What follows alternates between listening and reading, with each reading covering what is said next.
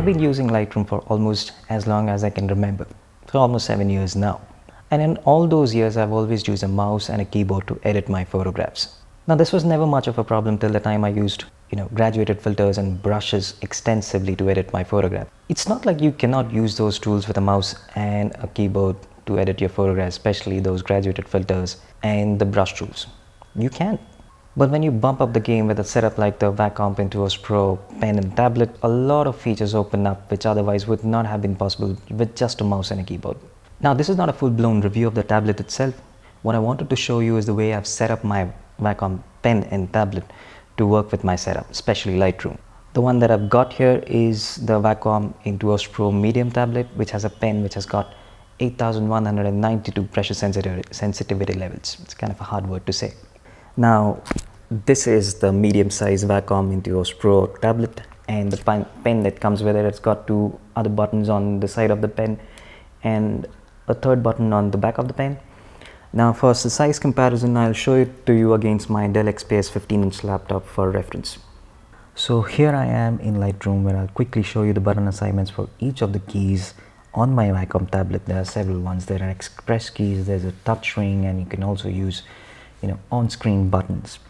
The one that I'm using here is the medium-sized Intuos Pro tablet, which has 8 express keys. Now, just for reference, the smaller one has 6. Now, for my convenience and the fact that I keep forgetting what each express button does, I've turned on a setting which helps me, see what each button does. So I can, touch these buttons and glide over them to see what each button does. Now, as you can see here, the first one is set to crop. The second one is set to graduated filter, the third one is brush, and so on and so forth. The fourth one is before and after. The buttons which are below the touch ring, they are set to things like flags, like the pick flag and the unpick flag, which is the last button here. And then I've got things like the copy develop settings and paste develop settings. Alright, so let's quickly head over to the Wacom Develop Center application. Now, here you can see that I've got several settings. Here you have to set the application first. So the main application that I'm using here and I want to show you here in this demo is the Lightroom app, of course. Now, here you can check all the keystrokes and shortcut keys that I've set to each button. So for example, for crop, what I've set it to is a keystroke which is R. And you can also name it here what each keystroke does or keyboard shortcut does. For example, the copy develop settings is actually Ctrl Shift C, which you can see here as Ctrl Shift and C. You have to click, make those actions while you're trying to set. Now, if you try to put delete, you've done something wrong and you press delete, it also records that. You should not go ahead and press delete on your keyboard. You rather should select delete here to keep it simple and actually keep the correct keyboard shortcut.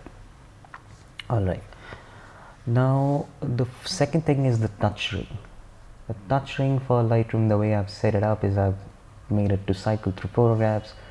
I've set the second one to increase or decrease. Basically, that's a keystroke where I've set it to the up and the down arrow keys. So the counterclockwise corresponds to down and the clockwise action corresponds to up. So you'll have to be mindful of that while trying to set it up in your own application. The fourth one here is of course the brush, and for that the keyboard shortcuts are the bracket keys, the square bracket keys. And the last one is rotate photograph. I don't use that much, but for the moment I've set it up. I probably will be changing it to something else based on my workflow. For the moment, I guess I do use rotate photographs at times. That's a very something that I use it not so often. Okay, so when I go back to the application Lightroom and I initiate the touch ring settings by pressing the middle button, you can see that I can see all the keyboard shortcuts that I've set to the touch ring. The brush size, the rotate photographs, the cycle through photographs, the increase or decrease. So what I use this for the first one, cycle through photographs, is when I touch go through the touch ring and scroll through them clockwise and anti-clockwise. I can cycle through the photographs, which is kind of finicky at this point of time. I mean, but at least I don't have to raise my finger and press the up or the left and right arrow keys. So I can simply do that by rotating or touching on the touch ring clockwise or in an anti-clockwise manner. The second one is increase or decrease, which is basically the up and down arrow keys. So what I use it for is if I go to say a particular slider and then I use the touch ring, then I can increase or decrease the intensity of that particular slider. Again, kind of useful because of the fact that I don't have to raise my finger and go to the keyboard to actually do that. Again, finicky. The speed of these can be controlled here, so you can actually say how slow or how fast that action should be. I put it across as pretty much as slow for all of these, because if I put it as fast, then it's just a little too fast in responding. So it takes a bit of more of a travel on these sliders when I put it on slow, and that actually works out well for me. You can experiment with that and see what works for you. The third and fourth settings on the touch ring are the brush size and the rotate photograph. So for the brush size, if I turn on the brush, for that matter, I can use the touch ring to increase or decrease the brush directly from the tablet, which is this one I feel is the most useful one, and I don't have to go here and change the size from here. I can directly say I'm brushing on something and I turn on the exposure, and I can then intuitively decrease the brush size or directly from the tablet. So that's kind of useful. The last one is rotate photographs. So that one is set to the bracket ones, the square bracket keys on the keyboard. So from here itself I can rotate the photograph clockwise or anti-clockwise. Now there are several keyboard shortcuts that I could not assign to the express keys or the touch ring. Now for that I have the on-screen buttons. Now to enable that, what I can do is I have the tablet also supports multiple touches, so I can turn on the touch and I can use 3-finger gesture. I can just tap on the tablet with my 3 fingers and then turn the touch off, and I have these on-screen buttons which I can keep anywhere I want on the screen itself. Now of course these are big buttons, I can arrange them the way I want to. There are several ways you can actually arrange these buttons. There is also a radial menu feature where you can actually have these buttons in a radial menu setup. I like it this way. So things like lights out, which is here in the window panel as assigned to the letter L. So when I press L on my keyboard I can do that, but without having to press L on my keyboard, by having to raise my finger and go to the keyboard, I can actually just click here and use the lights out feature. Other things like the export button, which is Ctrl Shift E, I can directly assign it to one of the on-screen buttons here. Toggle edit and brush is actually a feature which I use when I'm using the graduated filter. So for example, I'm using the graduated filter to draw on a graduated filter, and I want to go to the brush mode of this graduated filter. So here obviously what I can do is that I can go to this little area of the panel, but which is a very small area, so I can actually assign it to one of the buttons here. So when I do this, I can go to the brush mode of graduated filter directly here. Okay, now if I come back to the Wacom desktop center and come back to the on-screen controls section, you can see here all the various menus that you've set for on-screen controls. I have created a new one by going here, clicking the plus sign, and you can arrange them in various ways. You can also create a menu which a circular form. I wanted this particular longitudinal form where I had boxes one under the other. Right.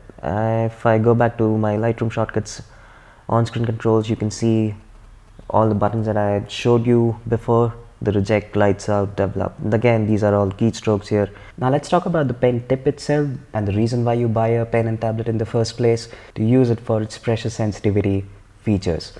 Okay, now let's go back to the brush tool. if you see that I've set the flow here to 80 and the exposure to about 1.65, fairly high value here.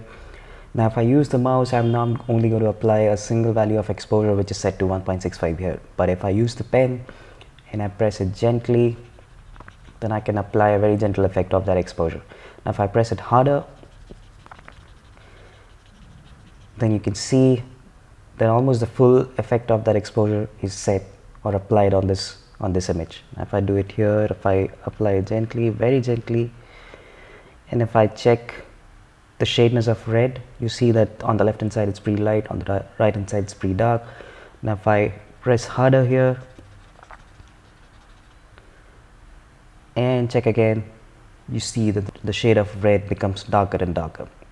Now the last part of this video is where I'll come to the buttons which are available on the pen itself, and I've assigned those two buttons to do something for me which are kind of useful to me, and I'll show you to you right now.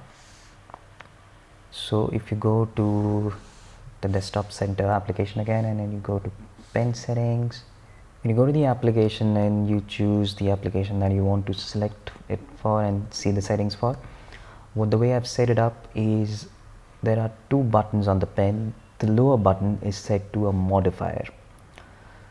Alright, so if you go to keyboard, there is an option here called modifier, and in the modifier you can actually select what it should do when you press and hold it. So what I've done is I've assigned it to left alt, basically the right alt or the left alt, whichever one anyone will do. You can also make it function to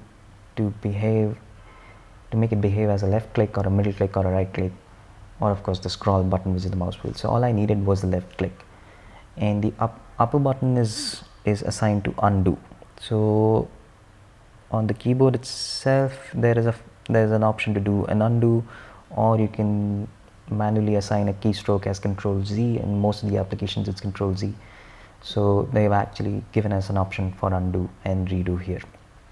So I've set that to undo, and of course on the back of the pen there is an eraser button, which right now I'm not using much. In fact, I'm not using it at all. The other thing that you want to customize is the tip feel or the pressure. For the moment I've set it towards the firm side, so I have to press it harder to get a more the maximum pressure sensitivity. I kind of like that. And one thing that you should know or should remember to do is you should always set this to off, the tip double click distance. Alright, so here was my setup. Please tell me the way you've set up your Wacom tablet, any other keyboard shortcuts that I have missed out to put on, or otherwise just simply that you like to use on your tablet. Leave a comment below, and thank you so much.